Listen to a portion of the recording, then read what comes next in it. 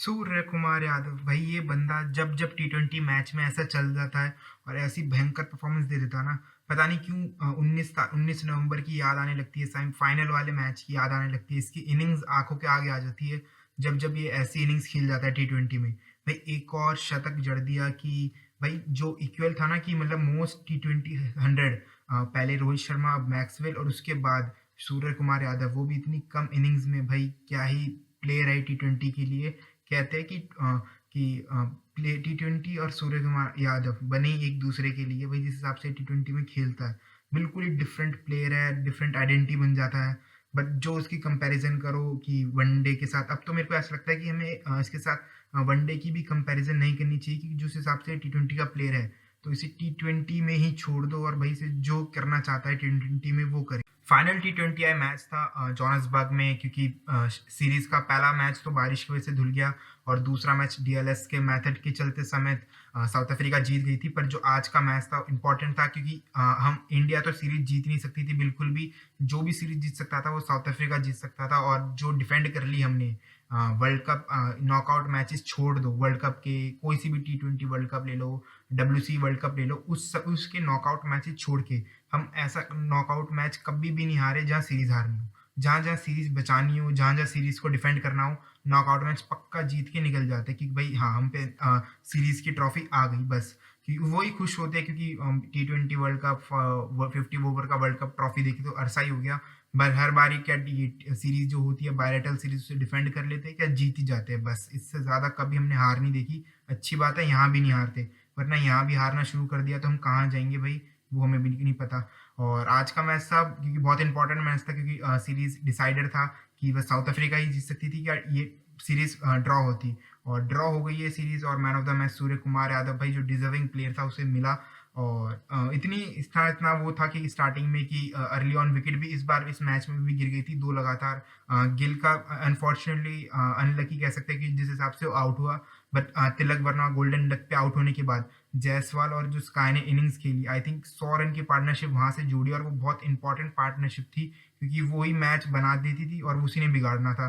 पर उसी इनिंग जो इन्होंने इनिंग्स खेली बहुत हद तक, मतलब आधे टीम जिसे कह सकते हैं 200 पार होने के बाद वही मैच जीत गया, क्योंकि जो साइकोलॉजिकल फैक्टर भी आ जाता है। और ऊपर से जो जायसवाल इनिंग्स खेल के गया भाई, जो कॉम्प्लीमेंट उसने सूर्य कुमार यादव से पहले करा, जो शॉट खेले, भाई ये बंदा ऐसा है जब ये जिस दिन चल गया तो पूरा गेम साइड कर देगा, वरना ये बहुत जल्दी आउट हो जाएगा। ये वो टिकने के प्लेयर का बिल्कुल नहीं है भाई, ये यशस्वी जायसवाल कि टिक टिक के खेलेगा ये वो। भाई जो उसका बैट फ्लोइंग मूवमेंट है वो बस उसी में टिका रहेगा कि पार क्या पार। मेरे को लगता है कि ऐसे प्लेयर होने भी चाहिए क्योंकि टीम में, क्योंकि भाई जो ट्रेविस हेड है, भाई जो उनका वर्ल्ड कप फाइनल का और सेमीफाइनल का जिसे कहते हैं कि मैन ऑफ द मैच है, मैन ऑफ द जिनका टूर्नामेंट है, बट जिसे कहते हैं कि वो उसकी तुम टेक्निक देख लो, उसका जो भी उसके प्ले मैचेस देख लो, कि इतनी अच्छी टेक्निक नहीं मानी जाती, पर उसका जो माइंड सेट है रन बनाने का, अटैकिंग खेलने का, उसे ही वो ज़्यादातर सक्सेस मिलती है। तो ऐसा ही गिल कह रहा हूँ, यशस्वी जायसवाल के साथ भी हो सकता है कि टेक्निक भी इसकी बहुत अच्छी है हद तक, और जो उसका एग्रेसिव माइंड सेट है वो उसका आई थिंक मेरे को लगता है कि बहुत हेल्प करता है। और रिंकू सिंह का दिन नहीं था, तोड़ मोड़ के जो भी था 200 के पार जाना था और वो हो गया, क्योंकि जिस हिसाब से बीच में मैच बन गया था कि इंडिया लग रहा था कि 220 तक जहाँ पहुंचेगा वहाँ 201 तक ही रुका और बहुत सही टारगेट दे दिया। और उसके बाद भाई बॉलिंग में बात करें तो भाई मियाँ मैजिक सिराज भाई, ये बंदा भाई नई बॉल से जो इसके जो कंट्रोल दिखा रहा है, मैं बहुत मजा आता है भाई इस बंदे को जब भी ऐसी बॉलिंग डालता है। पहला ओवर मीडिंग मीडिंग के बाद जो डायरेक्ट थ्रू मारी, फील्डिंग में ले लो, आज bowling birthday boy Kuldeep Yadav भाई 5 फाइफर लेकर गया है, क्योंकि भाई मैन ऑफ द मैच भी मिल सकता था, क्योंकि भाई 5 विकेट टी20 आई में भाई किसी 100 से कम नहीं होती ये भी, क्योंकि 5 विकेट इज इक्वल टू 100 ही मानी जाती है क्रिकेट में। तो मैन ऑफ द मैच इससे भी मिल सकता था, बट जो भाई इसने अपने बर्थडे वाले दिन बॉलिंग की एक्सप्लोटली, भाई जो ये बॉलिंग करता है। अब आई थिंक ये वनडे की टीम में नहीं है, क्योंकि ठीक है भाई वर्ल्ड कप इतना खेलता आ रहा था, तो जडेजा की एज अ कैप्टन। और बीच में एक डिसमिसल आया था कि डेविड मिलर का, कि भाई आउट हो गया था, एज भी हो गई थी, और अंपायर ने नॉट आउट दिया था, और उस टाइम डीआरएस भी नहीं ले सकते थे, क्योंकि डीआरएस उस टाइम काम नहीं कर रहा था कोई टेक्निकल इशू के चक्कर में। बट भाई उस टाइम इतनी मोटी एज लगी थी और उस अंपायर को जरा से सुनाई नहीं दी। बिल्कुल लगता है कि प्लान था कि भाई अंपायर को पता था कि डीआरएस चल नहीं रहा तो नॉट आउट दे दो, कोई लेगा भी नहीं रिव्यू। बट इतनी बड़ी एज लगी थी कि 2 कोई मीटर दूर जिसे बंदे को भी सुनाई दे दी गई होगी, पर अंपायर को सुनाई नहीं दी। बट उसके बाद भी इतना चला नहीं कि 100 रन के अंदर ही टीम सिमट गई और बहुत लुस्सी मैच कर दिया, क्योंकि लगा था कि जिस हिसाब से भाई ये साउथ अफ्रीका बैटिंग लाइनअप है कि थोड़ा एंटरटेनमेंट देगा, थोड़ा थ्रिलर मैच होगा, ऐसा कुछ नहीं हुआ। और डोमिनेशन विन थी इंडिया के लिए, सीरीज डिसाइडर था, तो यहाँ तो पक्का आनी। सूर्य कुमार यादव के 100 मारने के बाद भी लोगों ने उसे इतनी गालियां दी क्योंकि उसे ही खुद ही फील्डिंग करते करते पैर उसका मुड़ गया और उसे बाहर जाना पड़ा। और आई थिंक वो वनडे फॉर्मेट का जो वनडे होने वाला है साउथ अफ्रीका के साथ, उसके स्क्वाड में भी नहीं है, तो ये है कि अब रेस्ट ही करेगा, इससे ज़्यादा कर भी नहीं सकता अब कुछ।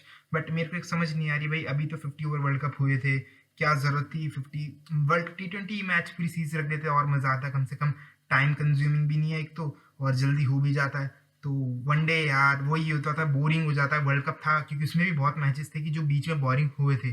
फाइनल का मैच भी भाई बीच के 20 से 50 ओवर 40 ओवर तक बोरिंग ही हो गया था बिल्कुल।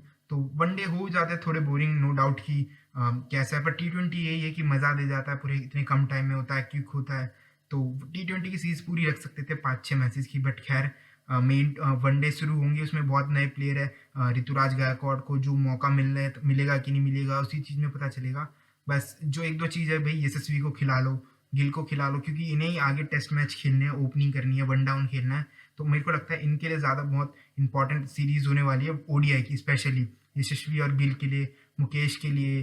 तो अच्छा है कि हम थोड़े हमारे प्लेयर को ही फ़ायदा मिल जाएगा, क्योंकि जिस हिसाब से टेस्ट होंगे 2 मैच, वो ज़्यादा इंपॉर्टेंट है एज़ कम्पेयर वनडे। और साथ ही में एक और मज़ेदार टेस्ट सीरीज चल रही है ऑस्ट्रेलिया वर्सेस पाकिस्तान के बीच में, और क्या ही पहला दिन रहा टेस्ट मैच के लिए, ऑस्ट्रेलिया के लिए और डेविड वार्नर के लिए। भाई उस बंदे ने पता नहीं कितनी 8वीं या 9वीं 100 मारी है, वो भी पाकिस्तान के सामने। और भाई उसका फेयरवेल मैच है, क्योंकि I think last test series है उसकी। तो बहुत जिस हिसाब से उसने बैटिंग की, 150 रन बना के गया, और मिचेल जॉनसन के मुंह पे भीगता हुआ जूता जो उसने चपेट मारा है, कि पता नहीं क्या क्रिटिसाइज कर रहा था मिचेल जॉनसन, कह रहा था कि फिक्सर विक्सर होने के बाद भी उसे इतना ज़्यादा टीम में रखते हैं, सपोर्ट करते हैं। तो उसी के मुंह पे जो चाटा मारा है भाई, बहुत विनिंग्स खेल लिया पूरी। आई थिंक मैच विनिंग भी हो जाती है, क्योंकि जो हमने देखा है कि ट्रेवर हेड को भी, वो भी फाइनल में 150 मार के गया था, वो भी मैच विनिंग हो गई थी इनिंग्स। तो देखो यहाँ भी वो 150 मार गया। और पाकिस्तान की बॉलिंग में जो भाई जो मेन फैक्टर माने जाते हैं वो होता है पेस। और जो टेस्ट में जो मैच चल रहा है अभी तक, कोई भी बॉलर जो 140 और 150 तक छोड़ो, 145 तक भी नहीं पहुंचा हो जिसने लगातार 1-2 ओवर 145 भी बॉलिंग की हो। सब यही कह रहे हैं कि भाई जो एक्सपर्ट है कि इनकी पेस कहाँ चली गई। और जो एक टाइम पे वर्ल्ड नंबर 1 बॉलर कहला रहे थे पूरे वर्ल्ड के, वो भी ऑल 3 फॉर्मेट।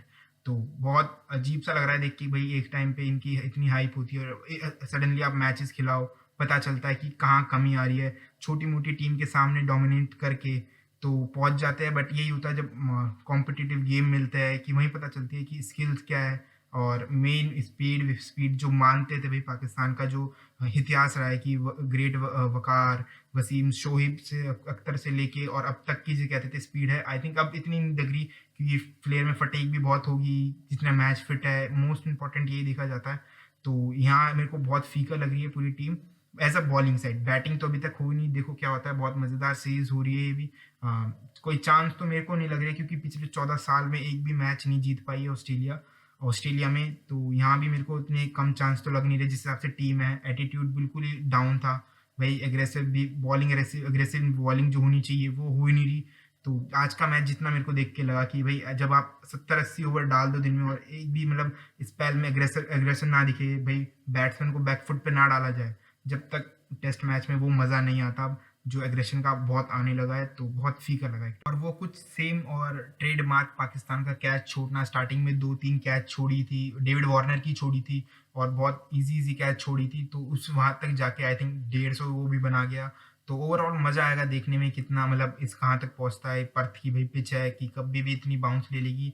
और चौथे 5वें दिन पे इस पे चेस करना, आई थिंक पाकिस्तान ने बैटिंग अच्छी कर दी, तो चेस करना मेरे को लगता है कि थोड़ा डिफिकल्ट हो जाएगा, क्योंकि चौथे 5वें दिन तक जो इनकी क्रीज खुलना शुरू होती है, क्रैक शुरू होगी, वो ज़्यादा मतलब पाकिस्तान को सपोर्ट कर लेगी एज अ डिफेंड करते हुए। तो बहुत मज़ा आने वाला है। और आज के लिए बस यहीं तक, मिलता हूँ आपको जल्द क्रिकेट की ऐसी न्यू अगली वीडियो। जब तक देखते रहे, शेयर करें, लाइक करें, कमेंट करें एंड गुड बाय।